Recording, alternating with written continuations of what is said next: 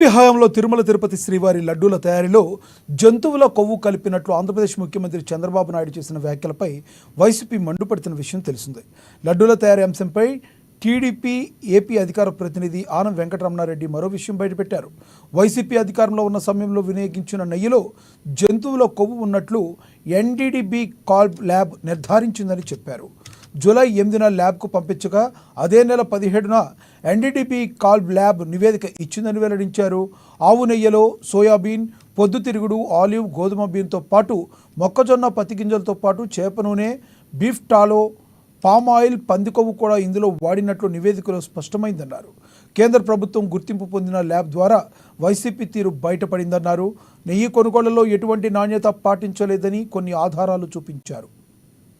ఈరోజు మేము అడుగుతున్నాం, సుబ్బారెడ్డి, ఒరే సుబ్బుడు ఇందిరా వెంకటేశ్వర స్వామి లడ్డులో మీరు వాడే నెయ్యిలో గొడ్డు మాంసం పెడతారా? గొడ్డు మాంసంతో నుంచి తీసిన ఆయిల్ వాడతారా? వెంకటేశ్వర స్వామి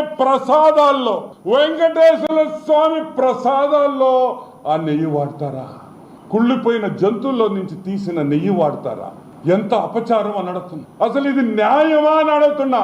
ఆ గోవిందుడు ఏం పాపం చేశాడని మేము అడుగుతున్నాం. మీరు ఇదేనా మీ పాలన? సరే, మమ్మల్ని ఇబ్బంది పెట్టావు, మమ్మల్ని కొట్టావు, మా లూడి. ఆ స్వామి ఏం పాపం చేశాడు? జగన్మోహన్ రెడ్డి వాళ్ళ బంధువులు దేవుణ్ణి నమ్మరు. మేము పదే చెప్తున్నాం, తిరుమలలో అన్యాయాలు జరుగుతున్నాయి, వీళ్ళకి అసలు వెంకటేశ్వర స్వామి మీద నమ్మకం లేదని ఆ రోజు అన్నాం. ఈ రోజు రుజువైంది. నేను చెప్పటంలా, national dairy development board of Gujarat లో ఉండే వాళ్ళ మెయిన్ హెడ్ క్వార్టర్స్ ఉండే గుజరాత్ వాళ్ళు చెప్తున్నారు. మీరు